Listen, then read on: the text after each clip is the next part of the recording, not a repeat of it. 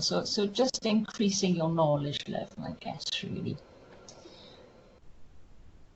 So the sort of thing I'm going to cover, it falls into three categories, really. What I'm not going to do is to tell you how to use particular tools like SPSS or Excel. That's very specialist activity. I'm not attempting to train you into doing anything in particular. But I do want you to find out more about websites that will give you useful information as researchers, so fairly generic websites. Also want to introduce you to some tools which will hopefully be helpful for your research, although obviously researchers are all doing different things, and so in some cases some tools will be useful for some and not for others. And lastly, a category of tools that are really focusing on communication and collaboration. And again, that can be very helpful, particularly for those of you who are effectively distance learners. You want to stay in touch maybe with colleagues, with others who are researching in your field, and of course with your supervisory team. So, as we were saying earlier then, please do use the chat pane if you want to ask a question. I can see Eddie has asked, can we get a copy of this presentation? And I think the answer is yes. I think we are recording the presentation, and I think it will be made available to you.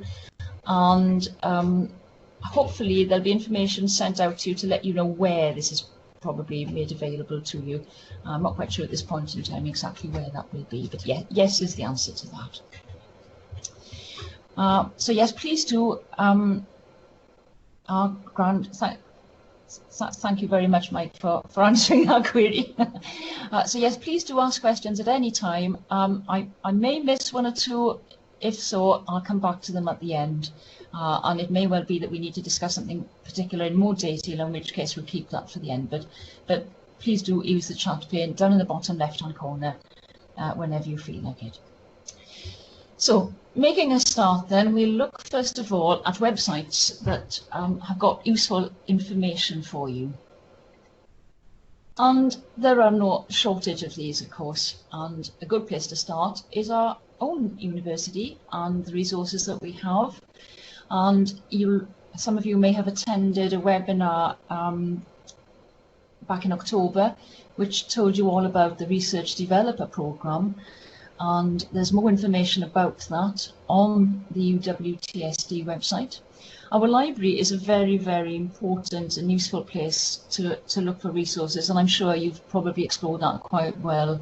And for those of you who are effectively studying at a distance, the fact that a lot of the journals are online and electronic, and the fact that we have e-books, hopefully is very valuable as well. You may well have access already to Moodle pages for your specific program, but there are some courses on Moodle for research students to look at one or two generic skills, and I've put one link there which hopefully is important.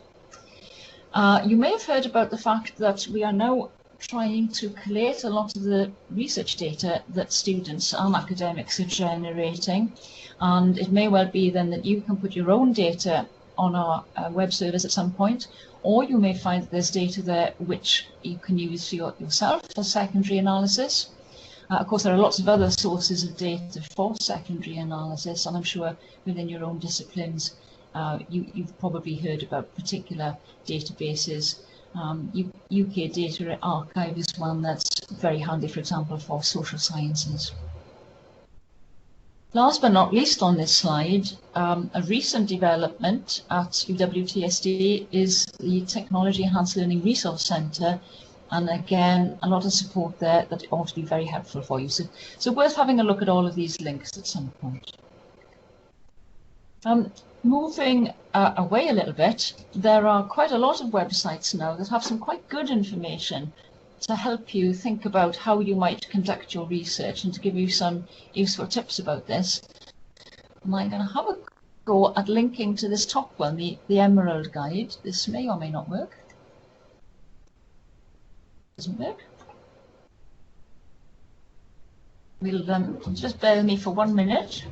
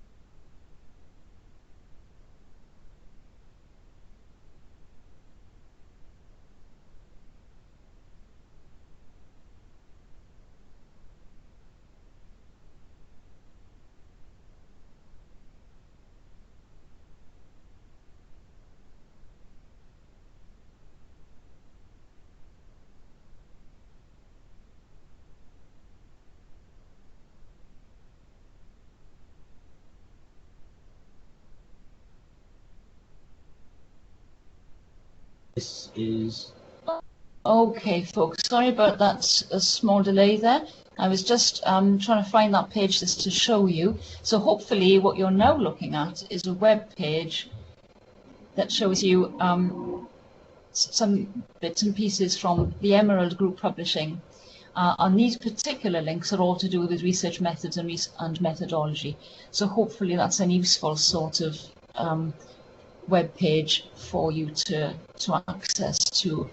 And you may notice actually that it does say on here, I can see Swansea Metropolitan University, and I think it may well be that if you try to log on to this at home, you might not get full access. So worth doing this when you're actually on UWTSD premises.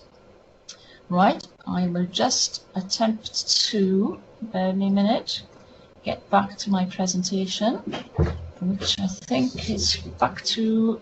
hang on, if you look at manage presentable content, it should already be there at this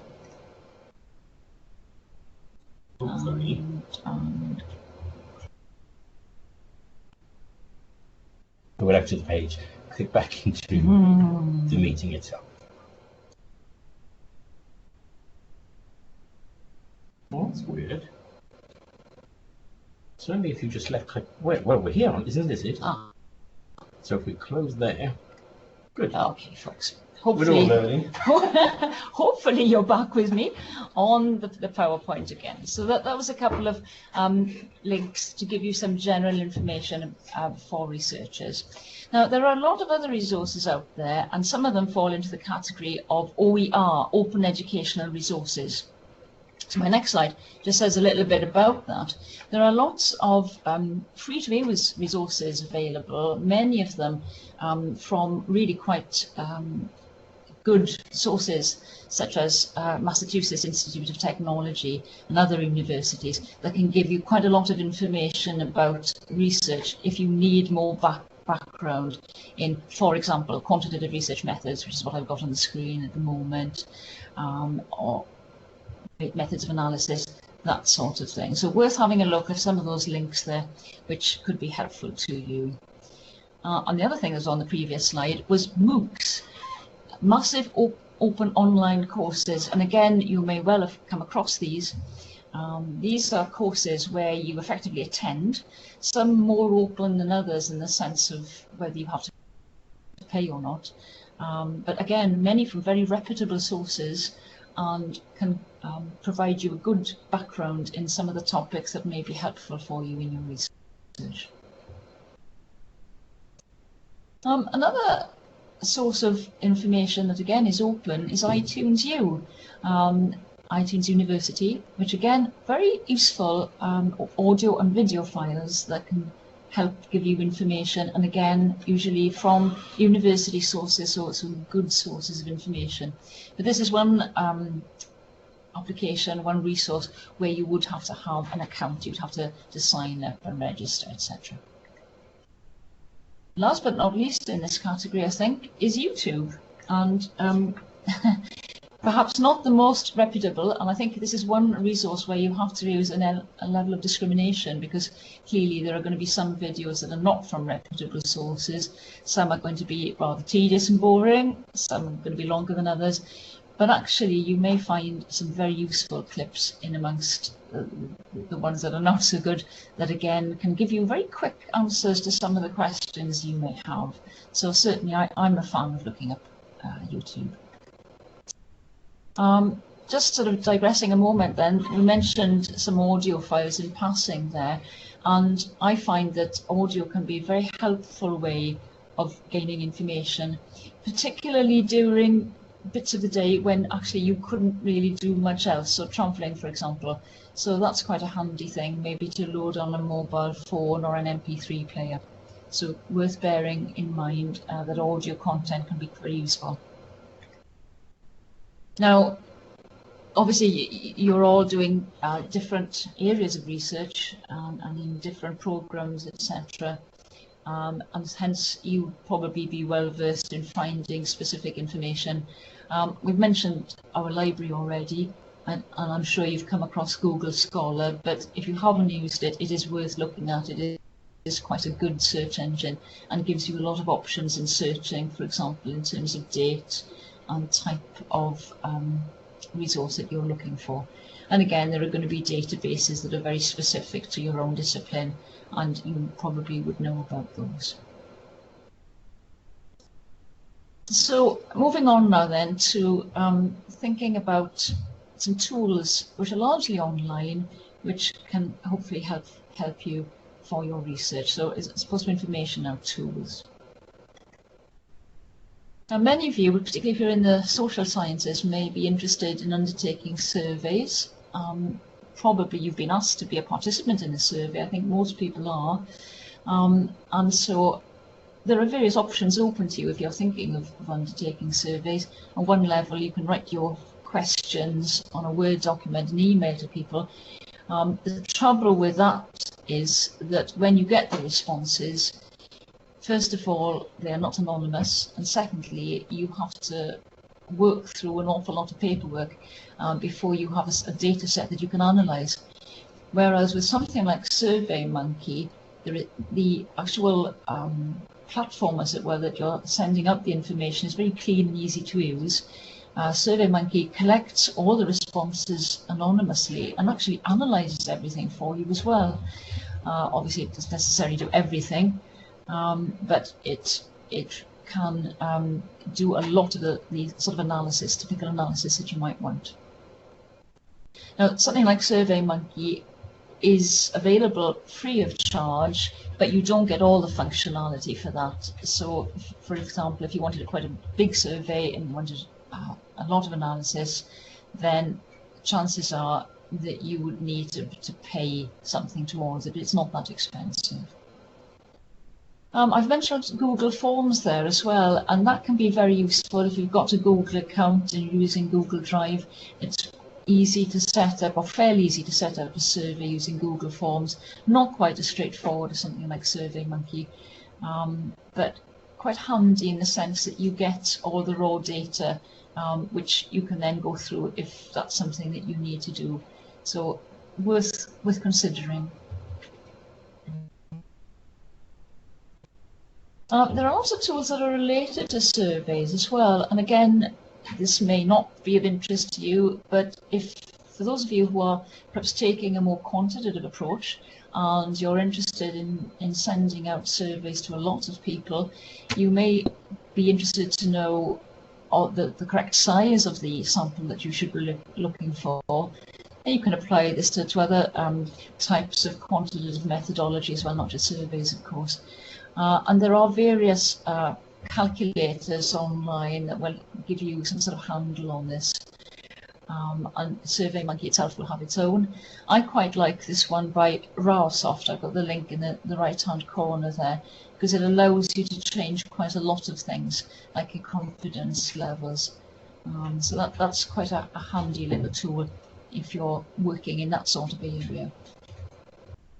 Again, though, it's no substitute for something like SPSS, because clearly if you're wanting to do something a bit more sophisticated, you need to think about your data in a bit more detail. But these can be very useful initial estimators of what you should be doing. Planning and reviewing tools is the next category that I've got here. Now, there's no shortage of options here, and increasing options every day.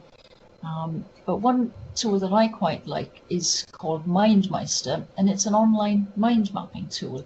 And at this point, I'm going to try and go online again to demonstrate my MindMeister. So if you bear with me one.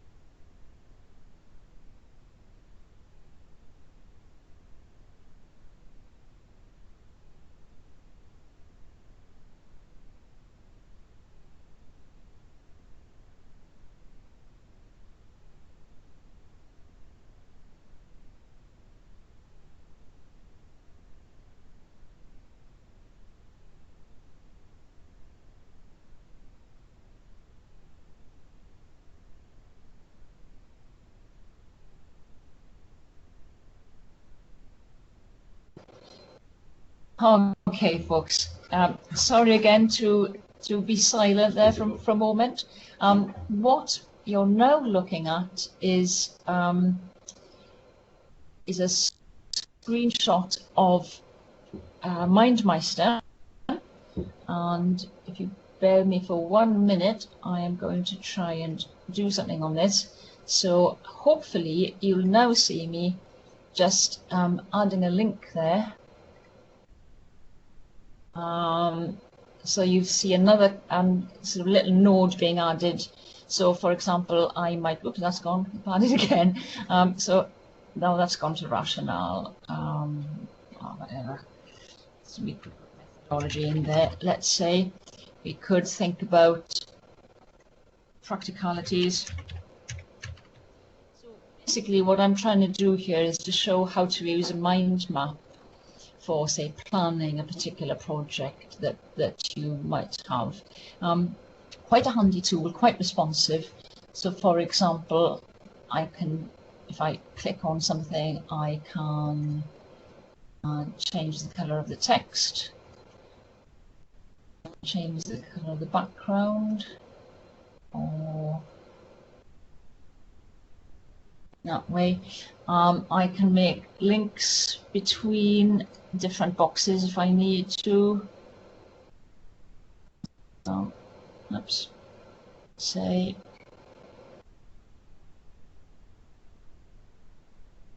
and so it's quite a useful tool, which can be very handy. You can move it around and sort of. Sorry, there's a question from Theron. Do you want the question to be answered at the end? I'll answer your question in just 1 moment because I can't see the chat pin just at this moment in time, but I'll come right back.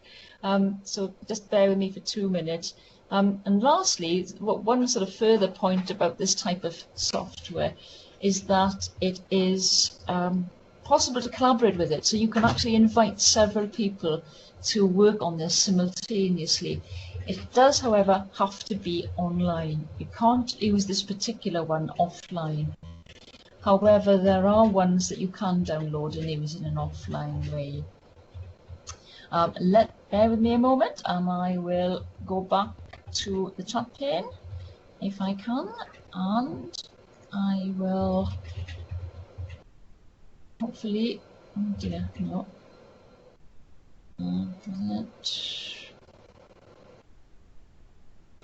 Okay, with you, right.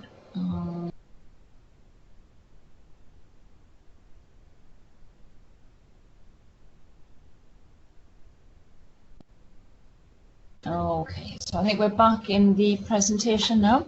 And thanks, I can see your question now, Theron. Is MindMeister something we need to log in through UWTSD? No, you do need to register, you do need to have a login, but it's not a UWTSD program at all. It's completely independent, and you can log in using any email address and whichever password you want, really, but you do need a login. So if you want actually to collaborate with people, what happens is that maybe you start the mind map, there'll be a link available for it, or you can invite people directly. You need to have their email addresses in order to contact them and invite them to collaborate with your mind map. Again, this is one of those applications where there is a free version up to a point, and if you wanted more functionality, you'd end up having to pay. So it's pretty good. It's quite a nice tool, but there are limitations. You know, if you wanted to use it with, if you wanted to do lots of mind maps, for example, I think it limits the number of mind maps you can do. Okay, so I'm quite a fan of mind mapping, I have to say. I think it can be very handy for planning projects. It can be very handy for reviewing as well. So when you're, for example, you're trying to put together your literature review, you could perhaps start off by almost having a brainstorm of the topics you need to think about, collect them in this sort of visual way. You've got everything in one page. Before then, you can actually, you know, start writing. I think that can be quite handy. Again, as I say, there are lots of mind maps out there. This just happens to be one that I'm using. And you might find with a lot of the things that I'm talking about here that you've come across similar applications, and you're very welcome to let me know if there's something that you found that you quite like. Do mention it in the chat pane. That's no problem. Okay, another tool that's same sort of thing really are flowchart type tools, and there are several of these. And I was mentioning literature review a moment ago. I find that this type of tool can be very handy in planning writing, because you've got a logical sequence. And so when you're planning what you want to write, it's quite handy to think about the different chunks that you're needing to address and to plan them out in this sort of visual way. And of course, you can plan any way you like initially. You can move the boxes around to rearrange them if you suddenly realize that actually idea number 6 should have been near the top or whatever. So it can be quite handy, I think, to do this sort of flow diagram when you're planning writing work. These two particular bits of software here are, again, completely independent of UWTSD. They're also available, I believe, on smartphones, so that can be quite handy. Again, something you can do when you're sitting on the train, for example, and quite colourful and quite intuitive to use. I have to say, though, that you could use something like Smart Art in Word would achieve the same sort of objective. You don't necessarily have to have a piece of software, but sometimes it can be quite handy. Different type of tool now, social bookmarking. And again, many of you may have come across this. The social bookmarking application I used for many years was called Delicious. And basically what social bookmarking does is to allow you to bookmark particular websites that you find useful in the same way as you might add them to your favorites, say on a web browser. And allows you to obviously go back and find them, but more than that, it allows you to tag them, so you can save them according to topic. And moreover, if you are prepared to share them and you are given permission, you have to give your permission to do this, then you can share your tags and your saved websites with everyone else who's registered on whichever application it is. And that means that if you are, for example, on this application I've mentioned called Daigo, I'm not quite sure how people pronounce it, Digo or Daigo, then you can actually search through other people's tags and see what they've saved. And that can be quite a useful source of information if you're searching about something in particular. So, and particularly if it's online content. And this sort of thing can be very handy if you're looking at reports a lot. So not just articles, say, or journals, but actually things that are in the public domain, and they tend to be web-based. That can be a very handy way of saving things rather than necessarily writing a great big long list or whatever.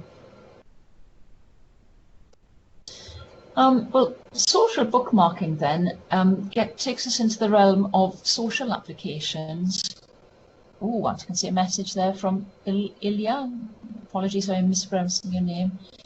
Freeware apps. Oh, that's very interesting. Yeah, Gantt project planners, and that can be a very handy sort of tool to have, particularly if you're constrained with your time and you want to start planning for time. Yeah, that sounds really helpful. Thank you.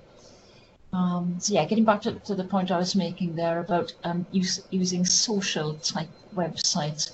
The idea is that you're linking to other people, and there are benefits in that for yourselves and others really.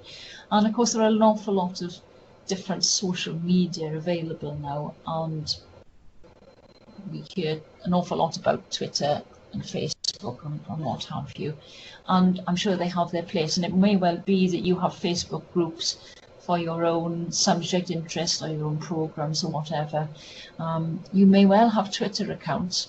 Some people say to me, well, what's the point of Twitter? You're literally tweeting into the ether, you're just, randomly putting your thoughts out there. Well, you can do that, of course, in the same way as you can randomly put anything on Facebook as well. But Twitter comes into its own, I think, from a research perspective, when you follow interesting people. So you follow experts in your field, for example, and you see what they're tweeting about, because usually they're not just putting silly tweets into the ether, although sometimes they may be. They very often may be linking to blogs that they've just written, or articles that they've just published, or opinions that they have, or something they've just found. So it can be very helpful to find out what other people are doing. It's also an opportunity, of course, for yourselves to show the expertise that you have. So what have you found out? What articles are you reading at the moment? What's interesting to you? What is your research about, and what are your findings? And it's a way of promoting yourself. And of course, then, if you put information like that out there, you can get information back, comments back from people, and that can be quite helpful as well. People may say, oh yes, well here's a similar article that you may like to read, or yes, I found something similar, and okay, so you've got this problem, I've got an idea. It's a way of communicating, and again, it sort of adheres to this idea, this principle of social media and social activity online, I guess, really, which can be very powerful and very helpful. Blogs, of course, are another way in which you can disseminate your knowledge in a more, perhaps, more detailed way. And again, you don't have to put everything you've found out. You don't have to write long blogs. Or they can be short. They can have pictures. They can have video clips. It's a good way, though, of actually putting your knowledge and your research findings out and getting yourself noticed. And especially if you're interested in thinking about your career progression, particularly if that's academic, then that can only be a good thing. Other websites for possible dissemination and for getting more information as well. So the top one there, I spelled that wrong, Academia Edu, I think that should be. That's a very useful place to find a lot of papers, actually, because it's searchable, but also to upload things that you've written yourself, to start raising your profile. And I think there are a lot of websites of this sort that that might be helpful. I suggest if you Figshare in the World of Science site you like is quite a good one as well. SlideShare is simpler in many senses. Oh, thanks, Mike. Academia.edu. Yeah, I thought I could see there's a spelling error there. SlideShare is even more straightforward, because all you're doing there is uploading PowerPoint presentations that you've made. But again, it's a simple way of getting some of your information that you've produced into the online world, making it available for people. You can put your presentations in such a way that they cannot be downloaded if you don't want people to download them, but they can see them and they can see what you've done, so that will be up to you. You can set the parameters for that. And again, very good way of promoting your research and your activity. Think about sharing and social media again. Of course, there are an increasing range of websites now where you can share all sorts of things. And image sharing might be very helpful, particularly in some subject areas where you're working with image-based type resources a lot. And Pinterest, I suppose, is the most prevalent of this sort of website at the moment. A good way of gathering together images, if you're using images a lot, gathering them together, collecting them by themes. This particular screenshot on the slide actually relates to different pictures that I found that were linked to research in some way. But of course it could be anything. I've also got a Pinterest page for Turner's paintings, for example, because I quite like Turner's paintings, and that could be something that obviously relates to your own academic interest. It's a way of showcasing work if you are in the line of research that again deals with images in some way, and that again can be quite valuable. You can actually invite people to particular pages. You can make them effectively restricted to certain groups, and that's true for a lot of these social type websites actually. there tends to be opportunities to set up discrete groups that are closed to everybody else, or you can make them public.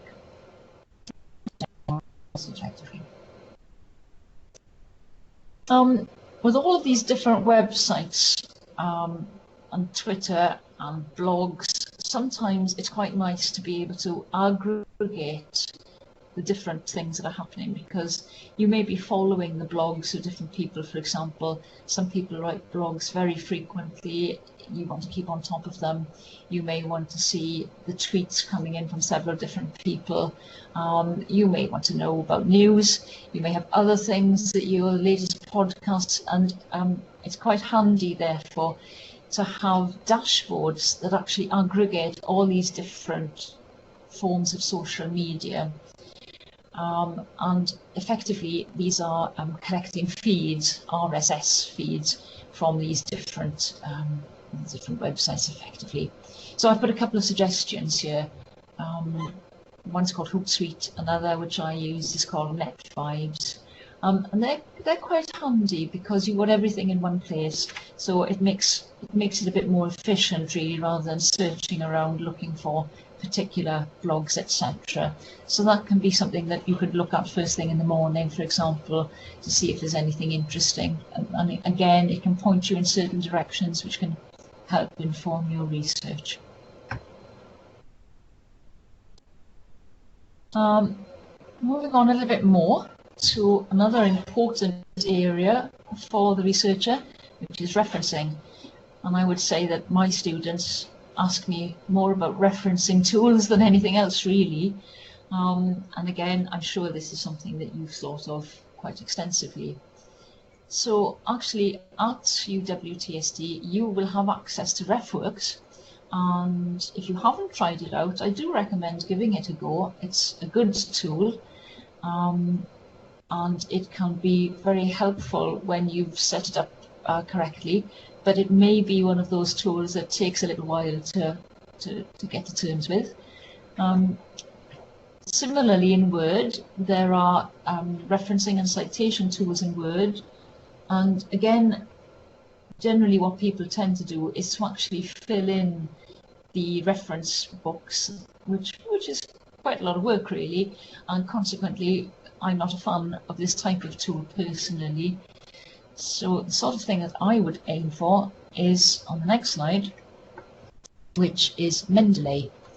And there are several applications that are similar to this. So Mendeley is an online tool, again, nothing to do with the university. This is independent. You would need an account. Most of these applications, you have to, although they're free to use, you do need to register, you do need to have a username and password. So what is Mendeley? Well, if you haven't seen it, it's worth having a look at. It's an opportunity to store a lot of your articles, things that your resources that you're aiming to look at. Because it's online, it effectively acts as cloud storage, so you can usually get access to what you've saved. Oh, I'm glad somebody else is using Mendeley. Excellent. So you get access to Mendeley from a variety of devices. You can it actually sort of makes suggestions to you. So once you've started uploading to things, it actually makes suggestions about other papers that you might like to look at. And it's also searchable, so you can look around to see what else is in there. There are options to share once again, so that's really handy. And one of the things I really like is the referencing plugin for Word, which I am now going to have a go at showing you. So if you bear with me for 2 minutes, I will just get that up.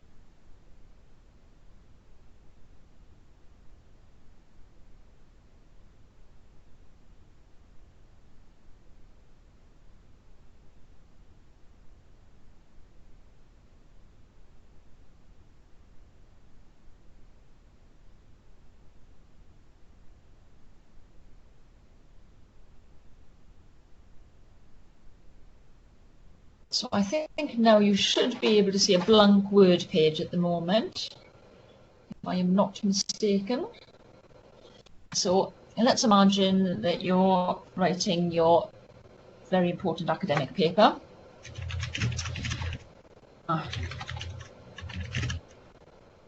Hopefully without spelling mistakes, obviously. And you want to put in an in-text reference.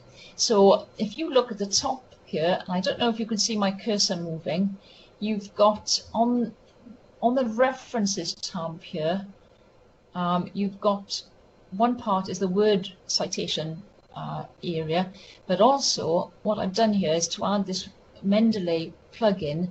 So it says insert citation. Now I'll tell it a style here, and it says view the list of styles. If I ask it to actually insert, sorry. Where's my library? Okay, so I'll put anything in just for the time being. I'll put that in. Forming citation, it happens to have put it in as American Psychological Society, where let's say I don't want that. Let's put it as Harvard Referencing Format 1, which is okay. Let's say that I'm not happy with that. I ought to be able to find some more styles.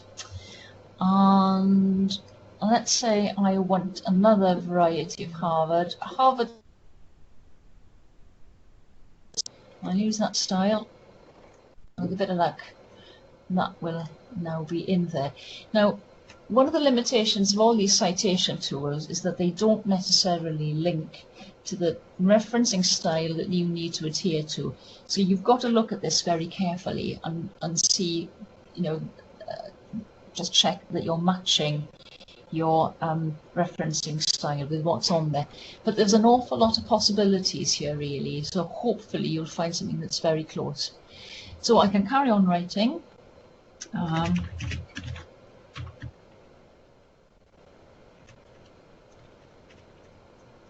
And I'll put another citation in there. I'll go to Mendeley and I'll find another one, and I will cite it, and there it is.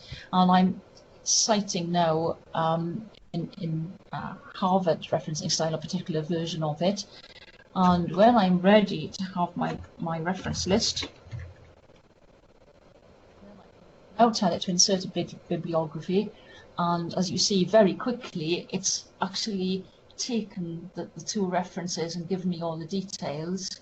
Now I'm looking at this one here, the top one, and thinking, that doesn't look a full reference. So I need to go back there and check what the problem is, because it looks to me as if Mendeley hasn't picked up all the information. But the point is that I didn't have to write all this information into any screen. If I don't think, you bear with me for a minute, I think I might have to share a different page with you.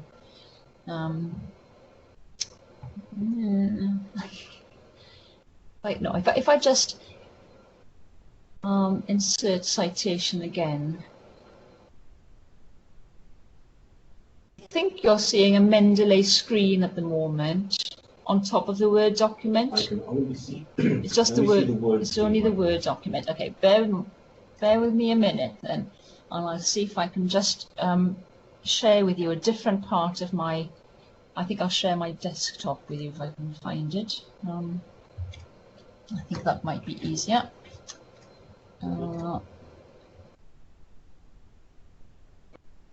Okay, so if I now attempt to close down a few things here.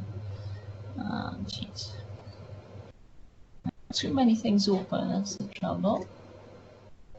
Okay, so if I just do this for the time being, and you should now see a sort of a desktop panel that shows, I think, hopefully you can see, this is the downloadable Mendeley application, if you can see it, and you can see a range of articles in the center, hopefully. I think. Yeah, there's a list. Excellent. So basically all I did there was to upload articles into this, and so I didn't at any point have to fill in a referencing panel, which is something that frankly I'm a bit too lazy to do. And I might be able to, in fact, if I'm I don't know what I've got here, might in fact manage to show you that I can just drag and drop things from, well, maybe not that one, didn't like that very much. What else have I got?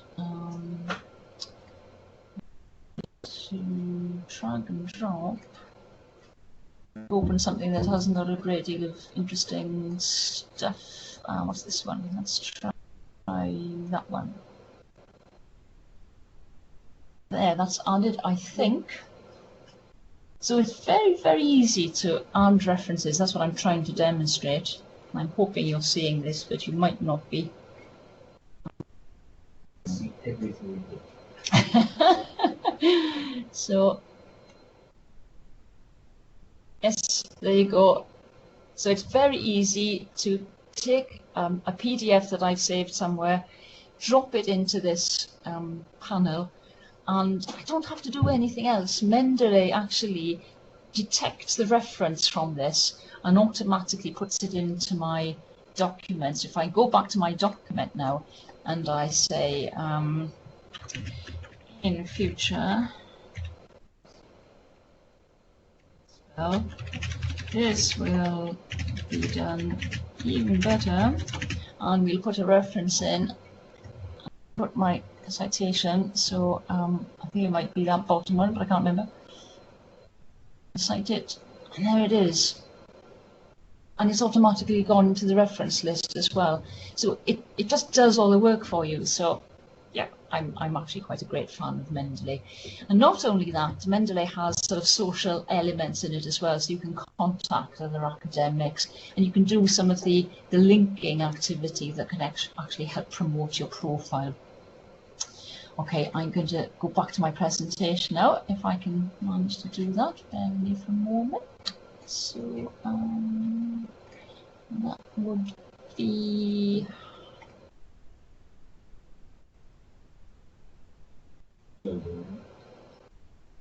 Okay, so hopefully we're back with the PowerPoint at the moment. So yeah, I'm a great fan of Mendeley, and I'm very glad that Ilya, you're a fan of Mendeley too. And if you haven't tried it out, I do recommend having a look at it. It is a very useful tool. There are others out there though. I've mentioned at the bottom there Zotero and EndNote that have similar sort of applications. They're all slightly different. Zotero is sort of halfway really between social bookmarking and referencing, but it's a good tool.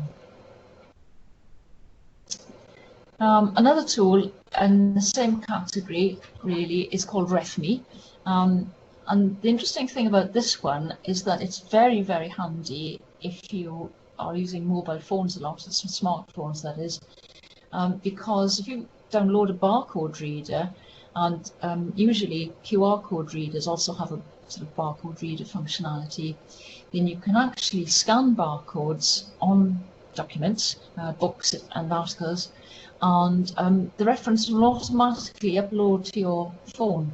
And obviously if you've got an application, you've got this package downloaded, it will do the sort of thing that you've just seen with Mendeley.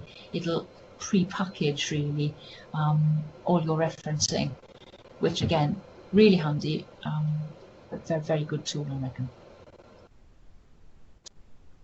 Okay, coming to our last section now, tools that look more at collaboration and communication. And again, very handy if you are doing a lot of your work perhaps in an element of isolation.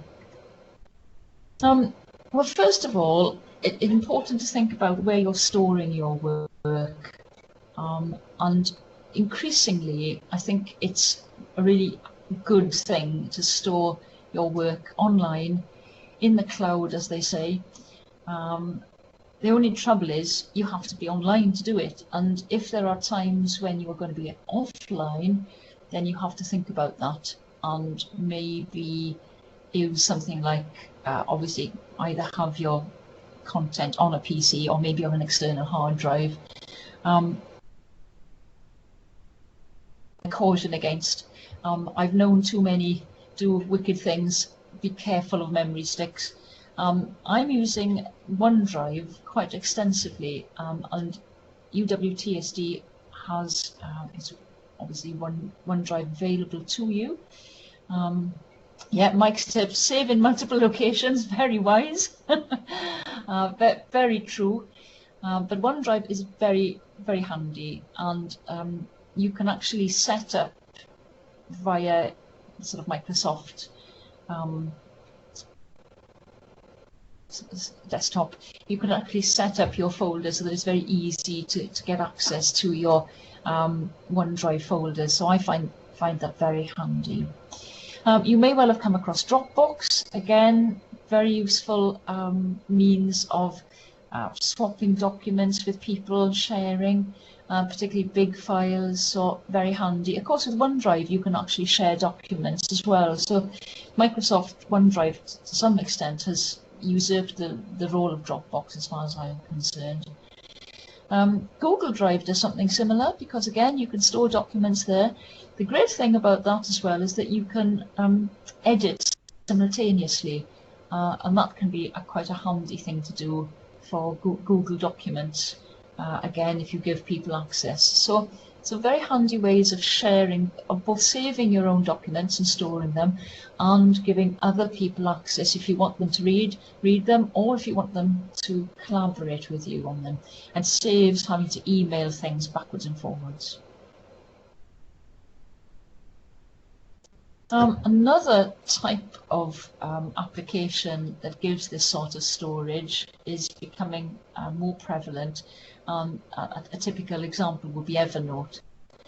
And this is a sort of platform where you can, as it were, collect all sorts of content, really. And very handy, I think, on mobile devices.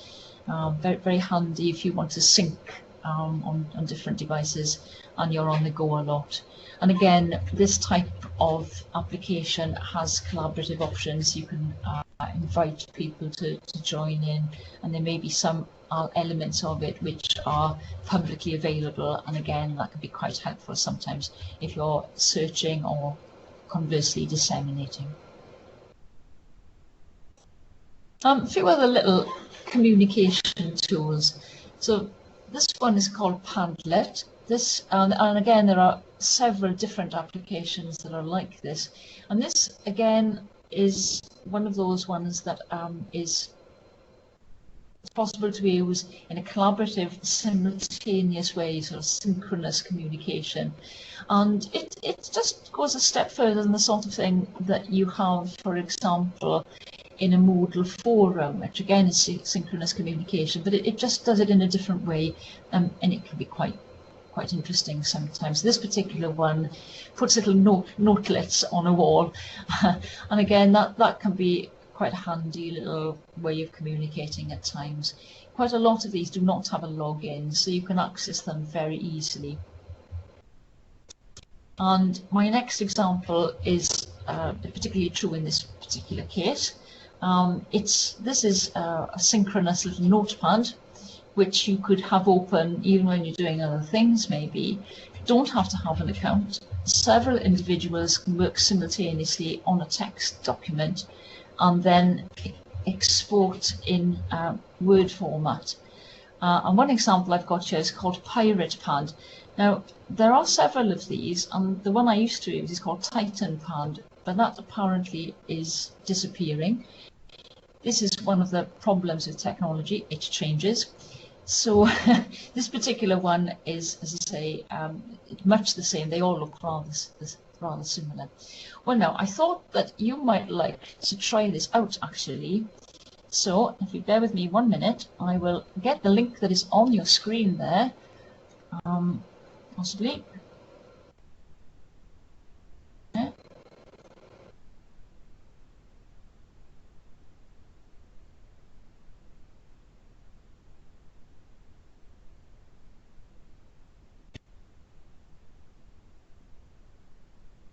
And I will just put it into the chat bin.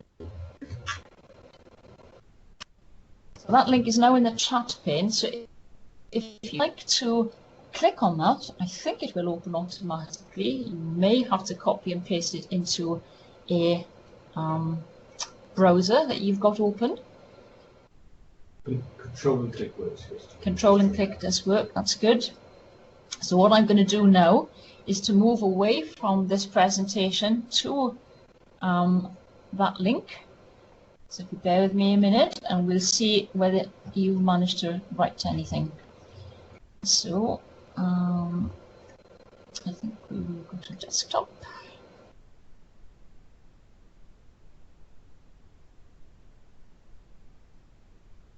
Okay, so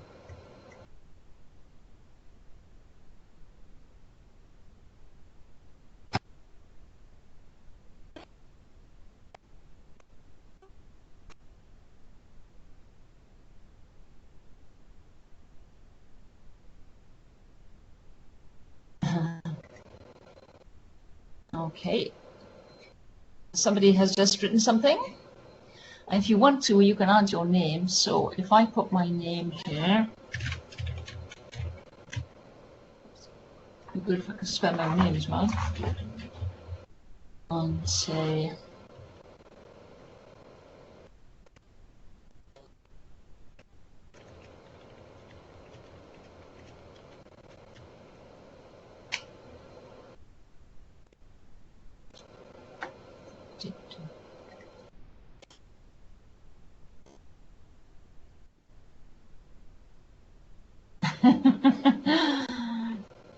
yep, so everyone who's got this link can now actually write something on iPad, and at one level it's sort of funny. On another level, hopefully it's quite useful. So I could be asking you about particular aspects of technology. I could be asking you about particular aspects of your research.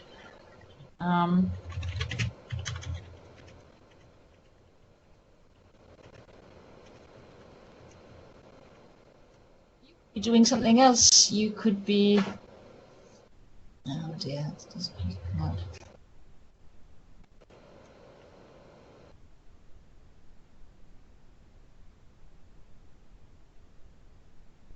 So yeah, this application could be open while you're doing other things, and so you could be sort of communicating in a peripheral way, if you see what I mean.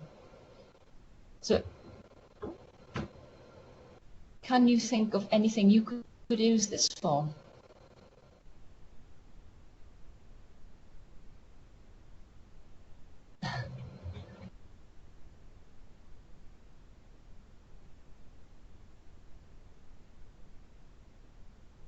Anyway, it gives you something to try out, and it shows actually that you can communicate in a synchronous way in lots of different applications, and hopefully some of them are quite useful. And I think what I like about this particular one is that you don't need to log in, you can just start using it. It is a public part. You can export it, by the way, if you wanted to.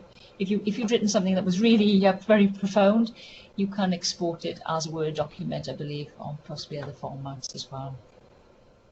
So there you go. So that's a little example of a collaborative bit of technology there. So let's see if I can get back to the webinar again.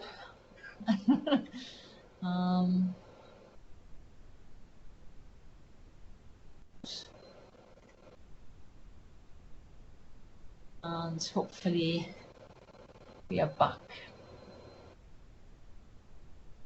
Hopefully you're back with the presentation now. Okay. Oh, I see that Theron is saying that you managed to go to a separate paper. That's interesting. Of course, the thing is, with something like that Pirate Pan, you can set up your own page. You can just do a new document. So maybe just a slip of a letter on your own, a new page, really. So that's yeah, that's what happens, I guess. So you have to check your links. Let's move on then. When it comes to communication, of course, let's not forget that some of the old favourites can be very valuable, and I think something like Skype for Business that we're using now can be very valuable in allowing us to talk. Well, obviously, in this particular instance, it's rather one way, but actually to be able to talk to each other and particularly to see each other can be very helpful. And so things like Skype, Moodle forums, very useful. On the good old telephone, sometimes the old technologies are the ones that you want when it comes to actually communicating. So, I've told you a lot about a range of different technologies. It may well be that you've seen many of them before, but hopefully some of those that you've seen this afternoon are new and hopefully useful to you. Some final thoughts about what I've been discussing then. Although I confess that I tend to use a lot of these things on my PC, a lot of them are available in the form of mobile apps, and very useful in that context, and especially for people who are on the move, particularly helpful, really. So worth investigating if there's a particular application you like the look of, worth looking to see if you can download an app for it, either via Apple or Android or whatever.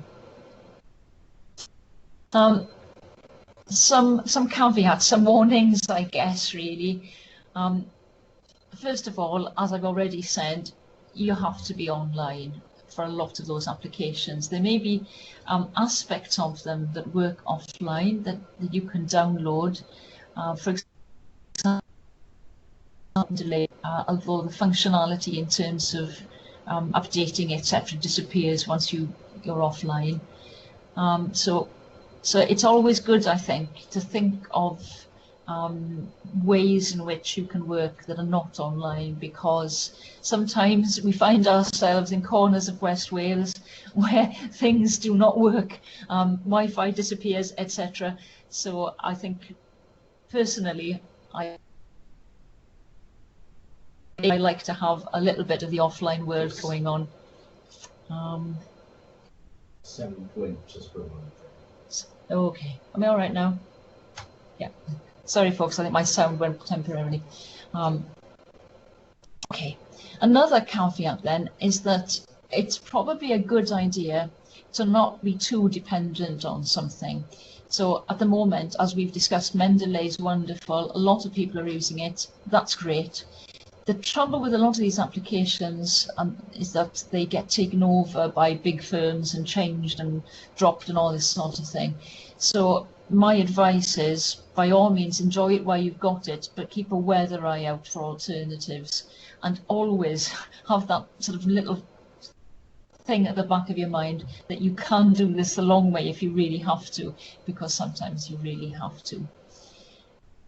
Some websites aren't as good as they say they are, and I was warning you about some YouTube videos, for example, and I think you'll find that some sources of information, some websites, they look good, but you've got to be discerning sometimes. Be careful. If in doubt, have a conversation with your supervisors about the content of certain websites. A lot are very good, but not everything is as good as they say they are, really. As Mike was saying, it's worth keeping any really important documents on a hard drive as well as in the cloud, or in multiple places, really, just in case.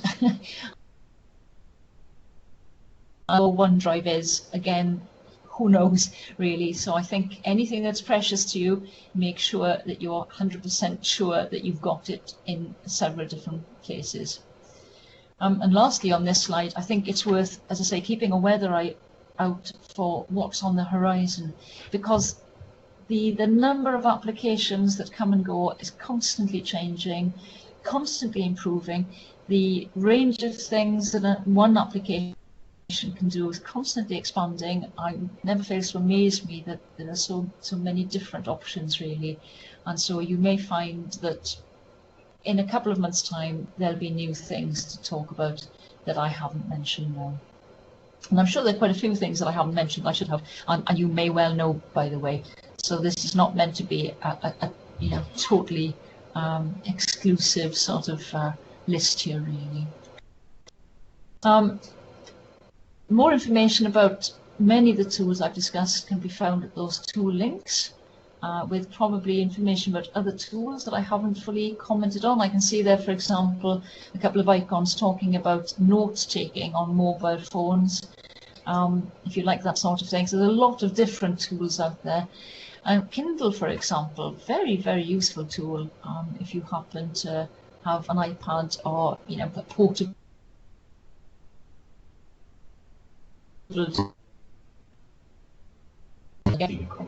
Oh, okay. Can you hear me now? Yep. I don't know. Maybe it's my voice. I'm waning, ebbing and flowing a little, but not to worry, because I am now on my last slide. So, if anyone has any questions or would like to make any comments, you're very welcome to do so. If you wish to get in touch with me, my information is there. But as we mentioned earlier, this presentation should be available to you if you want to have a look at it at some point in the future. So yeah, by all means, write questions in the chat pane if you have any.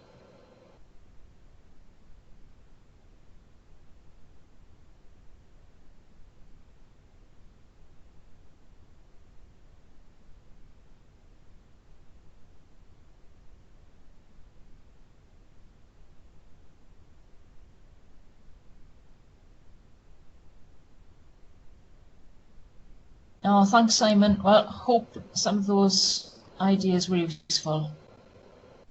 I think it's a lot about working effectively, increasing productivity, and finding tools that help you think, really, and help you move forward with your research. And I think a lot of them do have the potential to do that. I think sometimes we do have the risk of being in the online world a little bit too much, but on the other hand, if there are tools that help, then that's good.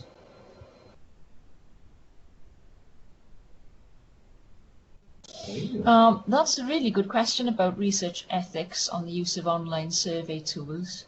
And I think it's the case that with every research project you undertake, you have to think things through clearly, don't you? And obviously, at your level, a lot of your research projects are going to go to the ethics committee anyway. You're going to have to apply for ethical approval. So these are things that you do need to think about. I think I did come across one student who is not based in this country, for whom there are issues of any server which is not actually in her country of residence. So that may be an issue, and that may mean that you are not going to use any tool where, strictly speaking, the data is effectively out of your control, which I suppose it is in a way. One of the good things about these online survey tools, though, is their ability to give you anonymous feedback, and that's something that's not that easy to arrange at any other way. I think Jill is commenting, and Jill is our ethics guru, so maybe she'll have a comment to make on that.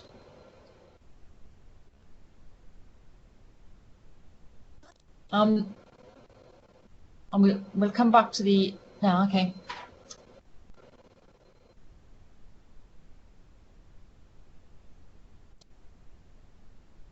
Yeah. So yeah, I think, commenting on, I'll come back to Ilya's comment in a moment, but just to carry on with the issue about ethics, really, and thank you, Jill, for your comment there. I think it is a case that you need to think about how you collect the data, where the data is going, and what you're going to use the data for, really. And clearly that may impinge on the use of survey tools. So I think it's a case of, each individual and each individual research project needing to be thought about, and using the tool that's appropriate to you, really. I think there are issues, with printing out surveys and handing them out, aren't there? There are potentially a lot more issues doing it in that way, which we won't discuss here, really. But I think it is worth, discussing with your supervisory team the best way of doing things, and whether there are ethical concerns for you as individual researchers using any particular type of survey tool, really. I think Jill's got another comment, but I'll just respond to the point about Prezi. Prezi is a really interesting application. It's an alternative to PowerPoint, I guess, and sometimes it is nice to have alternatives to PowerPoint because we do see PowerPoint rather a lot. I have to say, I'm not a massive fan of Prezi. The zooming in and out business is something I'm not overly fussed about. I think it sort of depends, really. If you want to do something that's a little different, you want a little bit of a change, then that's fine. But yeah, it's good to have another tool there, I guess, really. Another comment by Jill there. Oh, now that's a really useful bit of information which I'd forgotten about. Thank you, Jill. UWTSD subscribes to Bristol Online Surveys, which I believe is hosted by Bristol University. So that's perhaps a more acceptable source for the data and place where the data is held. And it may well be that as a university we could ensure that we know exactly what's happened to that data. So that perhaps is a better way, is a better tool to use, that Bristol Online Survey, just a little bit safer in that hosting sense, I guess, really.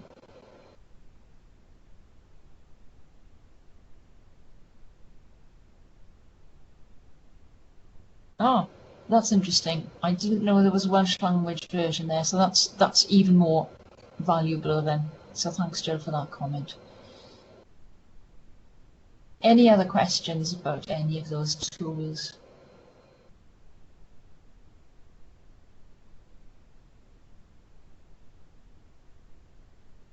Okay, folks, well, thank you very much for your attention, and I hope you have enjoyed the session and learnt something.